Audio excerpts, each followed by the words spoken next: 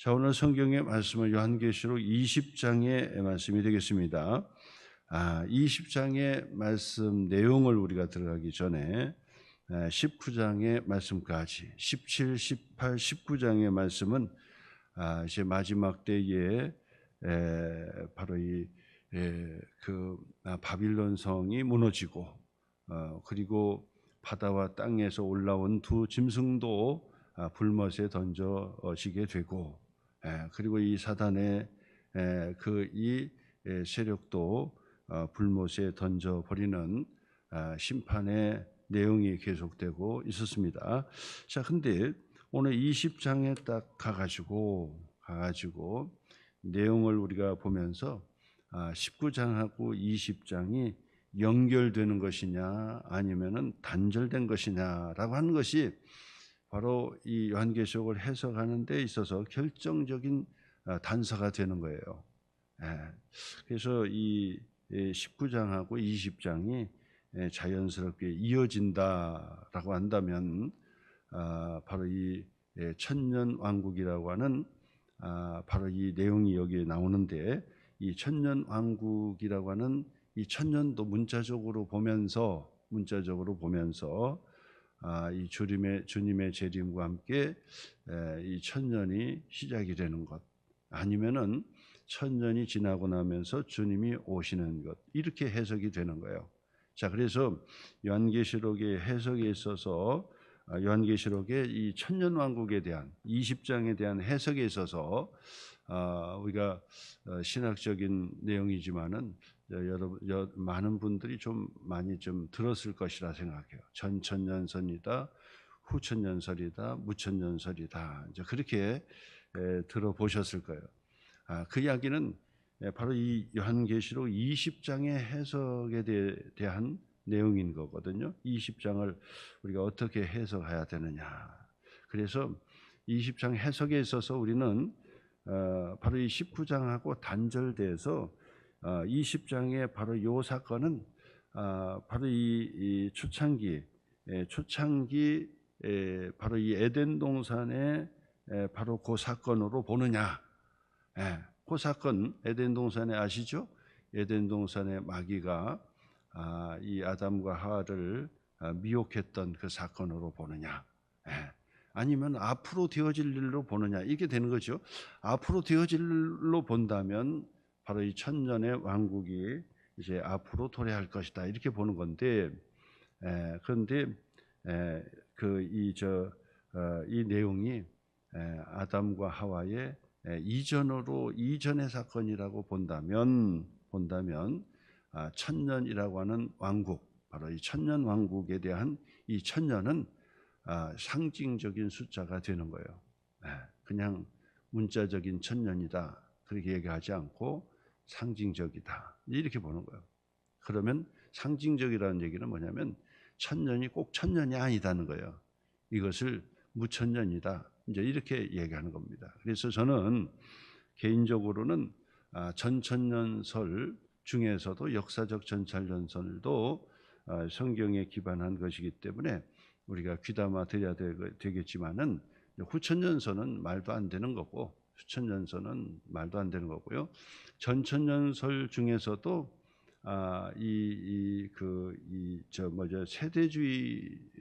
세대주의 전천년설이 있어요. 사실 이 세대주의 전천년설을 주장하는 이들 때문에 사실은 교회에 엄청난 혼란을 가져왔다, 그렇게 말씀을 드릴 수 있습니다. 전천년설 중에서도 역사적인 전천년설이 아니라 세대주의 전천년설을 주장함으로 인해서 교회에 엄청난 그런 혼란을 가져다 주었다, 이렇게 말씀을 드릴 수 있는 거예요. 근데 그것 또한 여러 가지 문제가 그 안에 있어요. 그 얘기는 뭐냐면, 이 숫자를 우리가 상징적인 수로 그렇게 해석을 하는데, 왜 천년왕국은 문자적인 천년을 얘기하느냐, 이런 문제가 있죠. 그 다음에는 이 세대주의의 세대주의자들 같은 경우는 성경의 역사를 세대로 나누게 되는 거예요. 그래서 구약의 시대를 4,000년으로 보는 거고 4,000년. 그리고 신약의 시대는 지금 2,000년이잖아요. 그러면 이게 도합 6,000년이거든. 그 6,000년에다가 마지막 1,000년은 바로 이 7회 7,000년이 되는 거거든요. 그러니까 우리가 앞에서도 봤듯이 6일 동안 쉬고 제7일에 안식했다 해서 6이라고 하는 숫자는 세상 인간의 숫자고 7이라는 것은 완전수, 그리고 3자도 삼위일체 하나님의 완전수, 이렇게 얘기하는 거거든요. 자, 그러니까 구약의 4,000년, 신약의 2,000년, 그리고 1,000년이다.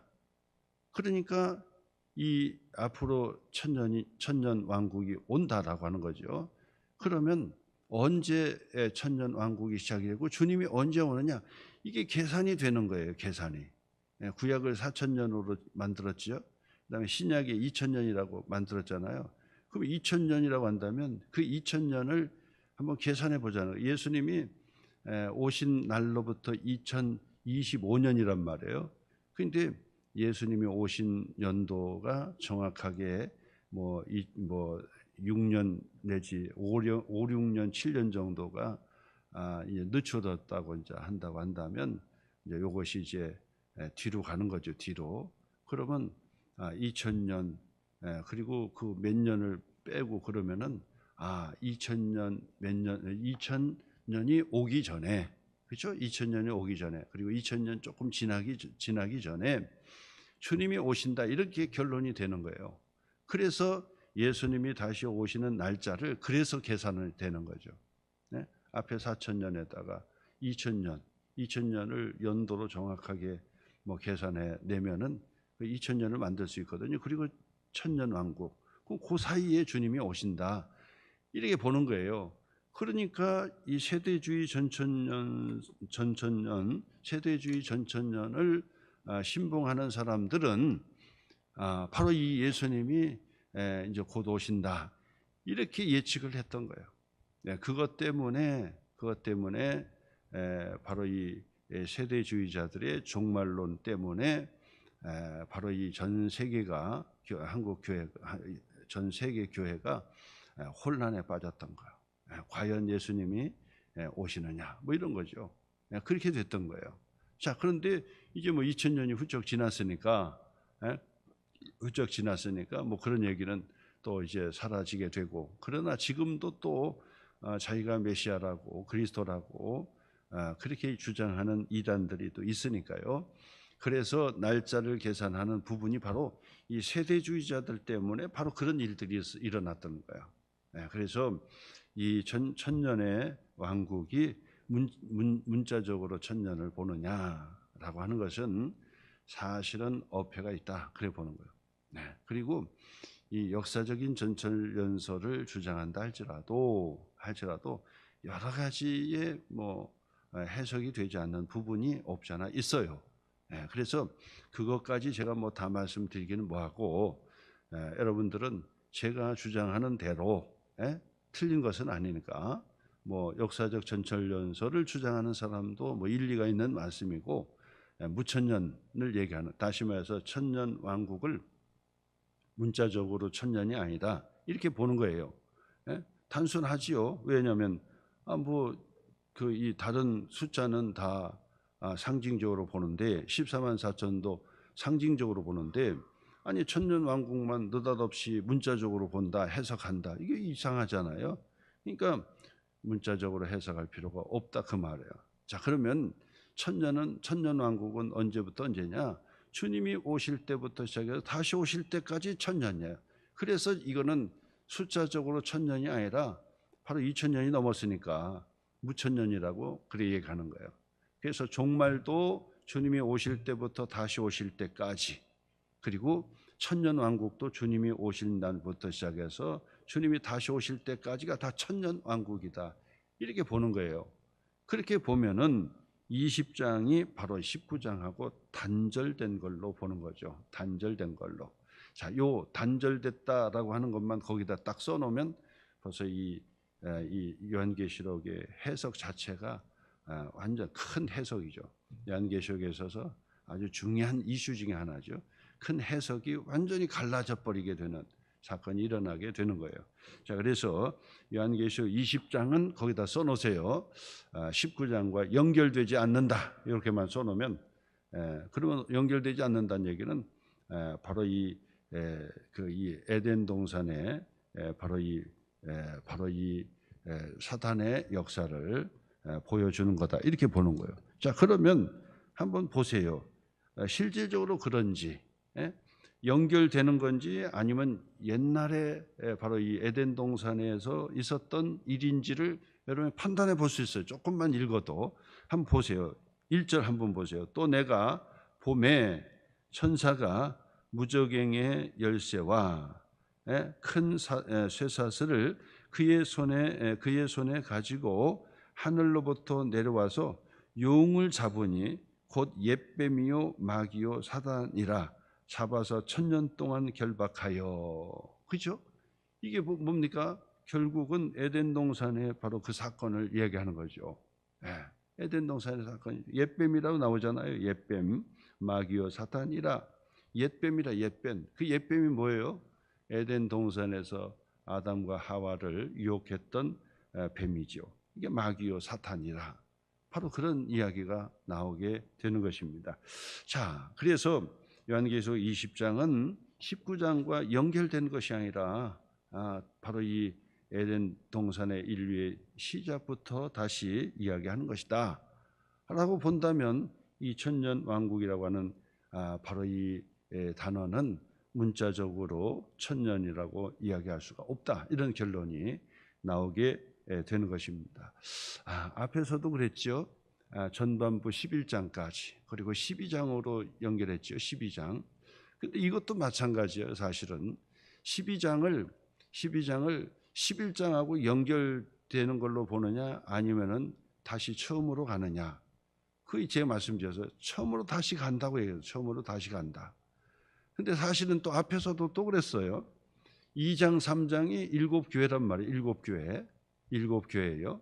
그리고 그 7교회가 순차적으로 가느냐? 저는 아니다 그랬어요. 7교회 에베소 교회는 전 인류에 오고 오는 전 인류, 주님이 다시 오실 때까지 에베소 교회는 항상 있다는 거예요. 그렇죠? 항상 에베소라고 하는 그 지역의 교회만 얘기하는 것이 아니라 주님이 오실 때까지 에베소 교회의 형태는 항상 있다는 거예요.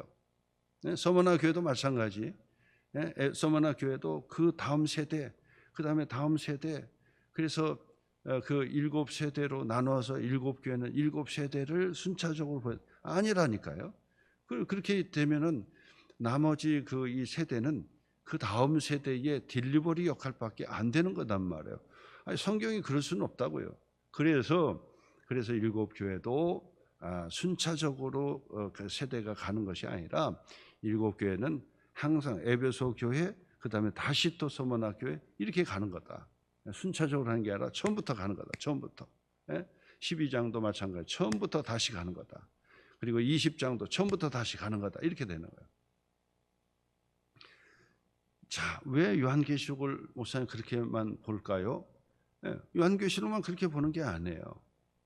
그렇게 보는 게 아니에요. 복음서도 마찬가지예요. 복음서도 우리가 생각할 때 특히나 요한복음 같은 경우는 그 이 순서대로 예수님의 사역을 순서대로 기록했다라고 어떤 분은 생각을 하면 그건 순진한 얘기예요. 그렇지 않아요. 순서대로 된 게 아니에요.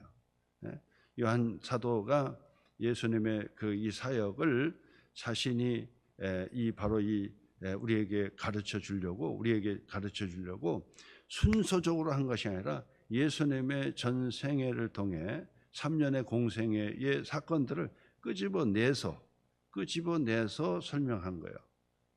앞서거니 뒤서거니. 그러니까 예수님의 그 이 뒤의 사건을 앞으로 끌어서 또 앞의 사건을 뒤로 끌어서 그렇게 된 거예요. 순차적으로 역사적으로 시간 순서대로 된 게 아니에요.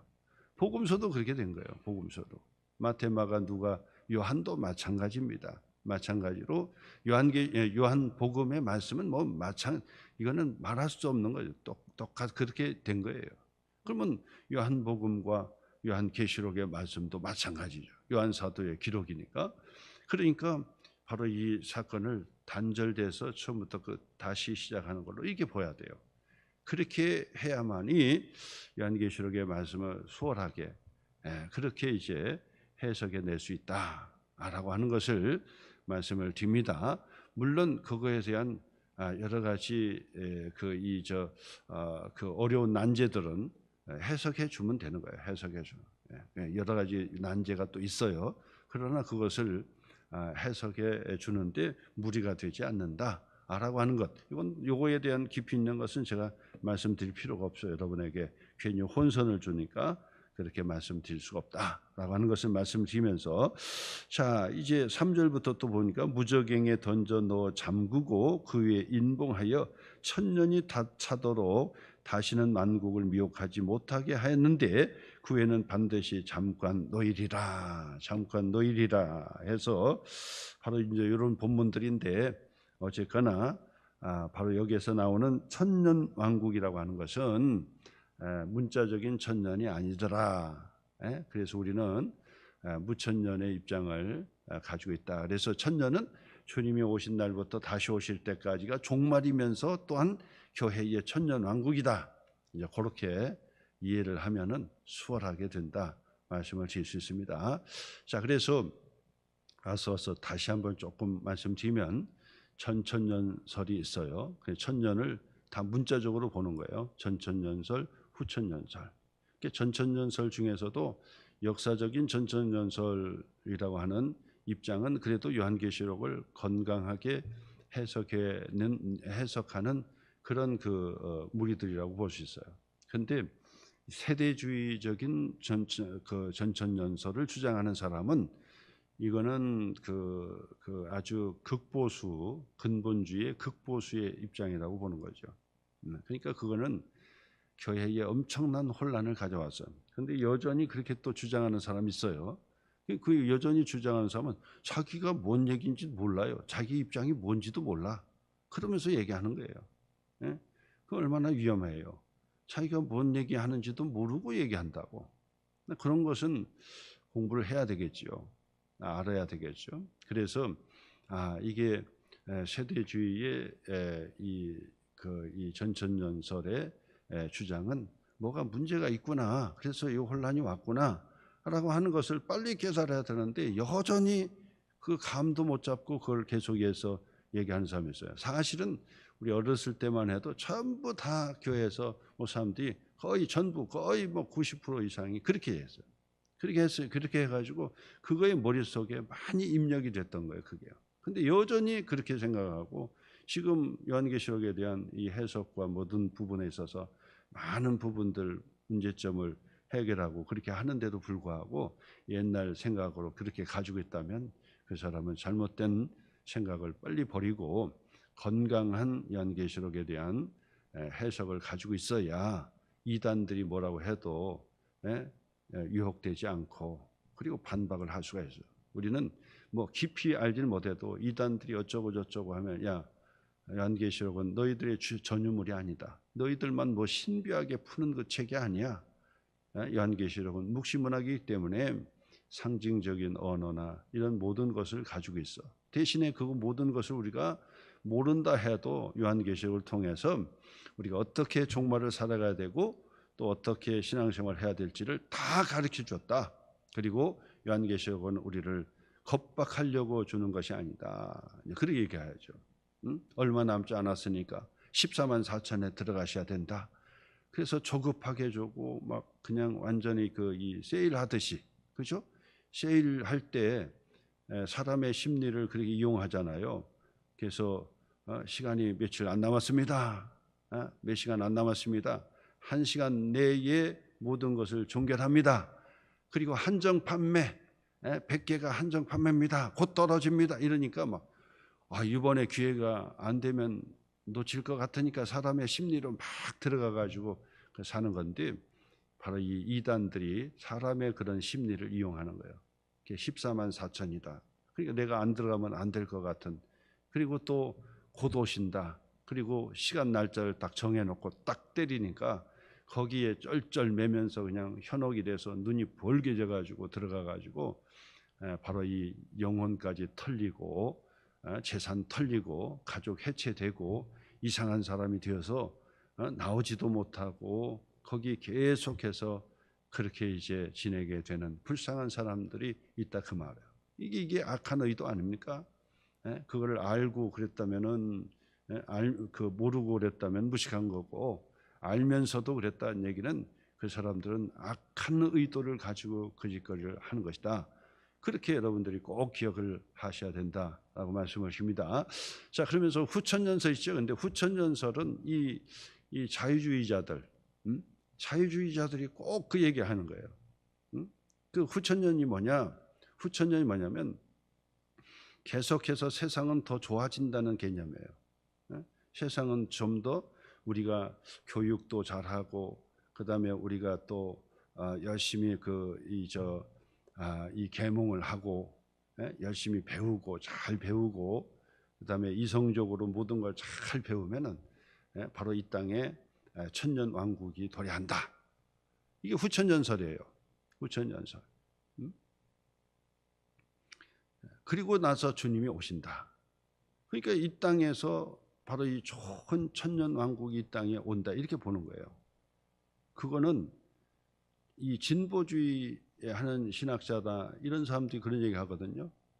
교육을 열심히 하고, 그다음에 우리가 서로 유엔처럼 같이 모여가지고 회의를 잘하고, 우리는 이성주의자들이니까 회의를 잘하고, 그다음에 또 합의도 잘하고, 그다음에 또 서로 서약서도 잘 쓰고, 그다음에 매뉴얼을 잘 만들고, 그러면은 세상은 전쟁 없이 평화의 세상을 반드시 우리가 만들 수 있다라고 얘기하는 거예요. 그게 진보주의자. 여러분, 우리가 피상적으로 이렇게 바라보는 건 보지 말고 그 뿌리가 뭔지를 반드시 보셔야 돼요. 겉에 나오는 것 가지고 이 사람이 좋다 나쁘다 이렇게 보면 안 돼요. 우리는 근본 뿌리를 자꾸 볼 수 있어야 돼요. 뿌리를 딱 건들면 아무리 화려한 꽃이고 열매고 맺었다 하더라도 얼마 있으면 폭삭 죽는 거예요. 뿌리를 딱 건드리는 거예요. 그러니까 우리는 항상 뭐를 보냐면 피상적인 열매나 꽃을 보는 게 아니라 그 뿌리를 봐야 돼요. 사상의 뿌리가 뭐냐? 이것이 중요한 거예요. 뿌리를 봐야 돼요. 그 뿌리가 잘못되면은 그는 이거는 열매 맺으나 마나요. 그거는 끝이에요. 그거는 아무것도 안 해요. 그러니까 우리는 그 뿌리를 잘 보셔야 돼요. 어디 뿌리에서 왔는가? 어디에 뿌리에서 왔는가? 이걸 잘 보셔야 돼요. 그래서 이 진보주의자의 신학자라든지 이런 사람들 다 그 사람도 교회 다니고 다 하지요. 그리고 또 목사도 되죠, 그러죠. 근데 심각한 사람들이에요. 아주 보면은 그는 어떻게 뭐라고 얘기할까요? 아주 순진하다고 할까요? 순진한 것은 너무나도 단순하고, 그다음에 너무 또 뭐라 할까? 뭔지를 모르는 사람이죠. 그렇잖아요. 너무 순진한 거 아니에요? 같이 합의하고 잘하고 그러면은 뭔가 평화가 오겠다. 순진한 거예요. 순진한 거. 이거 그렇게 오지 않아요. 그러니까 후천연설을 주장하는 그 신학자들, 바로 이 진보주의자들은요, 이상한 사람들이에요. 좀 이 생각 자체가 깊이 되지를 못해요. 세상을 보지를 못하는, 성경도 엉뚱하게 보는 거예요. 그런 세상 어떻게 봐요? 예수님이 그 로마의 제국에 앞서서 데모했다거나 하고 말이요. 그런 얘기를 해가지고 예수님처럼 우리는 바로 이 제국주의를, 로마 제국주의를 바로 물리쳐야 된다는 이런 얘기나 하고 말이요. 이게 순진한 거죠. 이게 아주 순진무구한 거예요. 그런 주장을 해요. 그래서 후천연설을 그렇게 주장하는데, 이 후천연설은 다룰 필요도 없는 거예요. 이거는 있을 수 없는 거고 그렇게 되지도 않고, 그는 순진하고 아주 미련한 그런 생각이기 때문에 그거는 얘기할 것도 없어요. 그런 사람들은 그것뿐만 아니라 다른 것들도 보면 성경을 보는 그 입장 자체가 벌써 순진해요. 자기 딴에는 엄청나게 지식 있는 것처럼 이성이라고 생각하는데, 그거는 이성도 아니고, 이성이 그렇잖아요. 이성이 주는 유명한 얘기가 있잖아요. 파스칼의 유명한 얘기입니다. 파스칼이 그러잖아요. 이성이 주는 가장 큰 공헌은 이성의 한계를 깨닫게 하는 것이다. 그래서 아주 저는 좋아하는 말 중에 하나죠. 정확한 거죠. 우리가 이성을 우리가 중요시해야 됩니다. 그러나 이성에 한계가 있다는 것을 깨달아야지요. 그러니까 이성이 주는 가장 큰 공헌은 이성의 한계를 깨닫게 하는 것이다. 그래서 우리가 이성적으로 모든 것을 다 생각해 가지고 맞추면 그렇게 되겠다 생각하는데 절대 그렇지 않아요. 그럴 수 없습니다. 성경은 그것을 우리에게 이미 그렇게 가르쳐 주고 있다는 사실 다시 한번 여러분 기억하셔서 바로 이 1000년 동안 왕노릇 할 것이다 라고 하는 것은 교회의 시대를 이야기하는 것이고 주님이 오시고 다시 오실 때까지 교회가 1000년 왕국이에요. 바로 이 종말의 때를 살아가지만은 교회의 성도들은 1000년의 왕국에서 우리가 살고 있는 거예요. 그래서 우리는 여전히 핍박을 받고 환난이 있고 또 여러 가지 이 마귀 사탄이 우는 사자처럼 막 두루 다니면서 막 그냥 권력이고 뭐고 다 사로잡고 막 이래 되지만은 그러나 우리 성도들은 여전히 구원받은 하나님의 자녀요. 그리고 하나님께서 우리를 지켜주시는 하나님의 축복의 사람들로서 우리가 세상을 이기고 그리고 영적 전쟁을 치르고 그러면서 승리해 간다라고 하는 것이 바로 천년왕국에 대한 내용이다라고 말씀을 해 주셨습니다. 마지막 6절 말씀 같이 한번 큰 소리 같이 읽겠습니다.